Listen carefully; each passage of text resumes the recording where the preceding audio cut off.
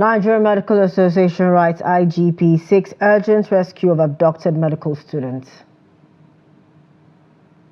Public transport strike looms in Sokoto as commercial riders decry fuel scarcity. Public concerns grow in Kaduna over expired food products in circulation. On the foreign scene, police say 11 inmates killed in shootouts following breakout from prison in central Haiti. Hello and welcome to Trust TV's news update. I am Chiamaka Mwafo. Thank you for joining us.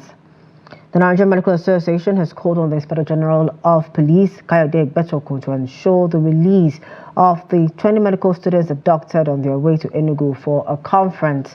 In a letter signed by the NMA Secretary General, Dr. Benjamin Ebu, the association notified the IGP of the incident which occurred between Otukpo and Enugu in Benue State.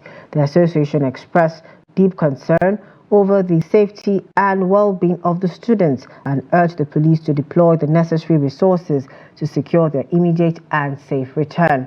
The NMA also offered to provide assistance and support to facilitate the police efforts in rescuing the abducted students. The Inspector General of Police, Kayode Egbetokun, has ordered the rescue of the 20 medical students who were abducted in Otukpo, Benue State. A statement by the Force Police Public Relations Officer, ACP Olumuyiwa Adejobi, on Saturday in Abuja said the IGP condemned the kidnapping of students. The medical students were abducted in Otukpo, Benue State en route to the annual convention of the Federation of Catholic Medical and Dental Students in Enugu. Egbetokun described the abduction as truly appalling, callous and unacceptable. He said the police remains resolute in its mission to protect the lives and property of all Nigerians, adding it will continue to work towards maintaining peace, stability and the rule of law throughout the country. A former Labour Party presidential candidate, Peter Obi, has called for concerted action against insecurity and economic hardship in the country. Citing recent cases of kidnappings, including the abduction of medical students in Benue and a state commissioner and his wife in Edo, Obi stated that it was time to declare war on this massive insecurity. In a statement on X.com on Saturday, Obi recalled that in the last 24 hours, several people have been kidnapped across Nigeria, including about 20 dental students from Maiduguri and Jos in Benue State. An Anambra State Commissioner and his wife were abducted in Edo State, while others traveling with them were killed. He described this as just a few of the many tragic incidents happening across the country. The former Anambra State Governor therefore called for a united battle against the challenges facing the nation. Troops of 1 Brigade and Sector 1 Joint Task Force Operation Hadanidaji under Operation Sahel Sanity 2 in the northwest have neutralized 2 bandits in Zamfara State. Lieutenant Suleiman Omale of OPHD said in a statement issued on Saturday the troops neutralized the bandits during a fierce encounter in Ungowar Sariki area of Kaura Namoda local government area. He further explained that based on credible intelligence, the troops swiftly responded to reports of violent activities in the area and upon arrival engaged the bandits in a serious gun duel which led to the elimination of 2 of them. According to him, other bandits were forced to withdraw in disarray during the encounter. Lieutenant Omale further stated that the troops conducted a mop-up operation during which they recovered 1 operational motorcycle belonging to the bandits. He pointed out that the area has since been secured with troops of Sector 1 Joint Task Force Northwest Operation Hadanidaji maintaining an aggressive presence and conducting confidence-building patrols to ensure the safety of locals in the community.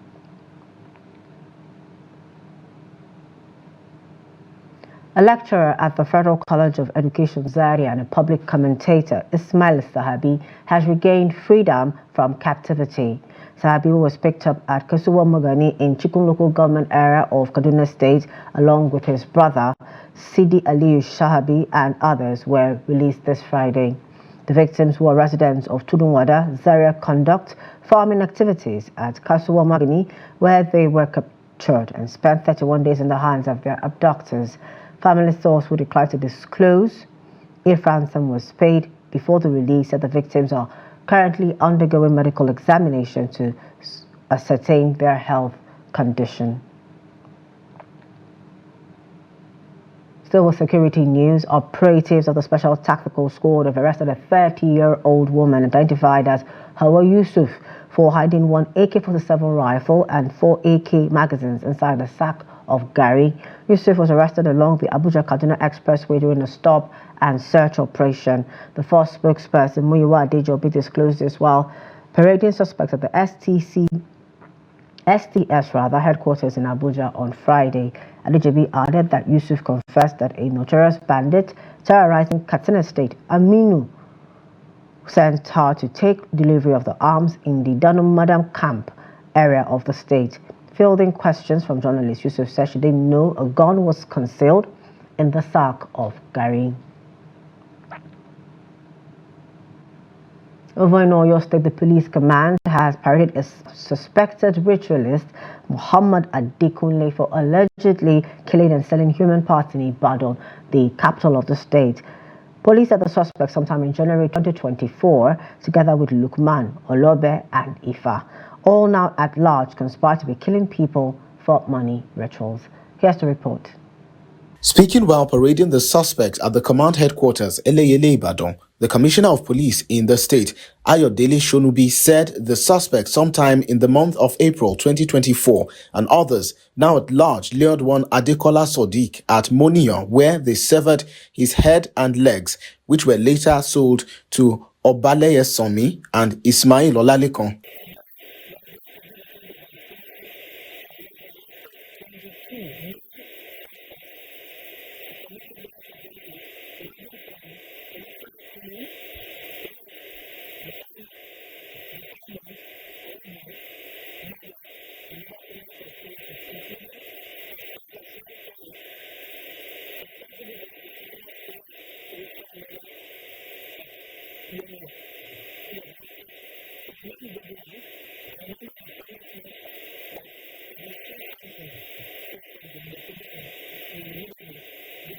Shonubi said the suspect further confessed that on the 7th August 2024, himself and others now at large stabbed one Malik Karim to death and severed his head and leg, which were sold to one Rashidat Akonji at Oje Market for the sum of 70,000 naira.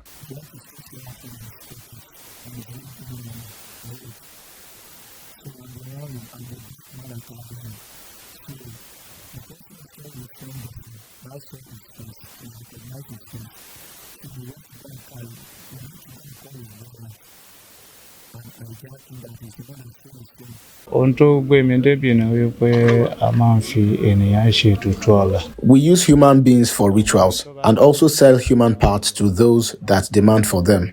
I don't kill, but my house is a human abattoir. One Hamed and Muibi are the human butchers who are yet to be apprehended by the police. I started this sometime this year.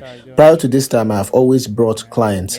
I pray that the government will pardon me because I will not return to this dirty job again. Shonubi, however, said the police will not relent in its efforts towards making sure that the state remains uninhabitable for crimes. Other suspects arrested by the command include armed robbers and suspected rapists, among others. The federal government has threatened to withdraw the licenses of oil marketers found guilty of holding premium motor spirit, otherwise known as petrol, following the unabated scarcity in Abuja, Niger, Nasarawa, Kaduna, and many other states. Some states, especially those in the north, have witnessed continuous petrol scarcity for a while now, a situation that has since degenerated into many stations closing up due to lack of supply. However, the federal government, through its Nigerian Midstream and Downstream Petroleum Regulatory Authority, has issued a warning to oil marketers that filling stations that hold petrol and sell to black marketers in jerry cans would have their licenses withdrawn. The warning was handed down by the Executive Director of Distribution Systems, Storage and Retailing Infrastructure, NMDPRA, Ubungo Okoha, in a video clip shared by the regulator during an inspection tour in Abuja. and you need to take it very serious. If you need security reinforcement, speak to your management. We will tell them. Our conclusion, our own understanding is that you're selling this from here. There is no other place that they manufacture it from. You understand? So please take this very serious. So this is a forewarning that from tomorrow, if we see peddlers around, we will not ask any question. Oh, we will draw your license. Okay? Please take it very serious. It's posing safety concerns for Nigerians. No selling in the hands, no other dispensing, and you make sure that peddlers are not within your proximity. Proximity includes across the road and around here. We will hold you responsible from today if we see that going on. Still on fuel-related matters, over in Sokoto State, commercial tricycle riders have threatened to embark on a one-week warning strike if the high cost of fuel persists in the state. Now, some commercial riders who spoke to Trust TV lamented that the business is no longer profitable due to the cost of the commodity, saying if the situation continues, they will embark on a strike by the end of the month. Trust TV's Yushao Adamu reports. Majority of the filling stations within the state metropolis are under lock and key, while the few ones that are selling are usually dotted with longer queues. With the exceptions of the NNPC filling stations that sell petrol at 620 per litre, other filling stations sell at different prices, ranging from 900 to 960 per litre. The problem of fuel is getting worse every day. We are leaving our families at home and spend a night at NNPC filling station because it is cheaper there. We cannot buy it from the independent marketers because passengers will not accept increase in the transport fares. So if the situation continues, we are thinking of embarking on one week warning strike by the end of this month.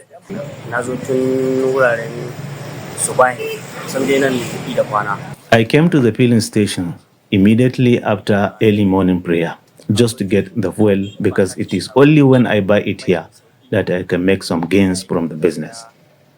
Some of my colleagues came here around 2 a.m. yesterday, and I don't think they will get the product by 12 p.m. today. Commercial and private drivers, as well as tricycle riders, prepare spending several hours on the queues at the NNPC filling stations to get the products rather than buying at a higher cost from the independent marketers. It was observed that commercial drivers and tricycle riders spend their night on the queues in anticipation of getting the fuel at 620 per litre the following day. I was the first person on the queue because I came here around 11 a.m. yesterday. And as you can see, it is almost 11 a.m. today, but I did not get it. We prepare buying it here because it is cheaper. It is only when we buy here that we can make some gains from the business. I joined the queue few minutes to 6 a.m. just to get the fuel. I prepare spending hours on the queue because it is cheaper. In other filling stations, it is sold between 900 and 960 per litre, but here it is being sold at 620 per litre. That is why I'm here. For many, part of the solutions lies in the federal government's provisions of more NNPC filling stations across the 36 states that will help alleviate the suffering of the fuel consumers. Yushao Adamu, Trust TV News, Sokoto. Two more stories. The Federal Competition and Consumer Protection Commission, FCCPC, on Friday sealed the popular Fabsi Table Water Factory situated in the Kubwa area of the Federal Capital Territory, Abuja. The Commission, in a post on its official X handle, said the development followed a complaint by consumers alleging consumption of expired sachet water containing microbes. The post revealed that a subsequent investigation uncovered significant violations of consumer protection regulations, stressing that the company failed to provide crucial product information, including production dates, expiration dates, and batch numbers.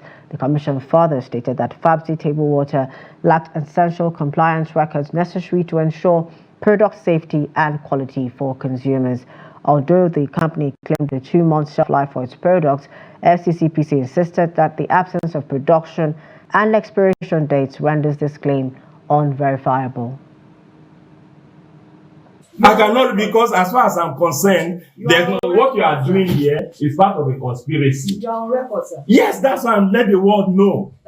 Because I cannot read when you are already inside my facility as part of an ongoing conspiracy. Are you aware of the mandate of this country? Are you aware of 419 in this country? Are you aware of this mandate? Are you aware of blackmailing in this country? Are you aware of banditry? But as soon as I'm concerned, you are nothing but conspirators. I mean, you are part of the 419 conspirator. It's someone they want to serve us. But somebody will not talk to why are you serving the person in someone? Sir, everything that has transpired here, with every sense of respect. Yeah. We came here and I spoke to you, called me names. In spite of the fact that I can identify myself, I presented a letter authorizing me on behalf of the federal government of Nigeria to do what I'm doing. You refused, sir. In fact, we have had more cooperation from your staff, and I speak to their integrity as patriotic Nigerians. And I'm telling you, sir, to look at a document that I gave to you to read. You decided to call me all manner of names.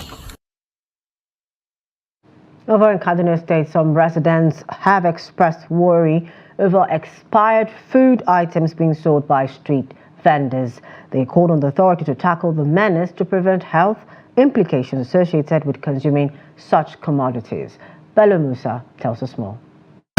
Consumers in Kaduna are worried over the influx of expired commodities in the market. They lament the inability of the authority to checkmate the activities of street vendors. There is no two way about it. It's either a product became expired, especially when maybe for long storage of that particular product or short expiring date. And that is why they normally say best before 3 months. As preventive measures, consumers now check manufacturing and expiring dates of commodities before purchases. When you buy a product and you discover that that product is expired, it's for you to return it back to where you bought it. If I see product that is expired, I'm not using the expired the product name. Though many traders in Kaduna Metropolis declined comments, but Haruna Hanafi, a food and beverages seller, has this to say. Few days ago, I bought expired products and I only realized after I brought them to my shop, so I had to return them. Since then, I always ensure that the product I buy is not expired.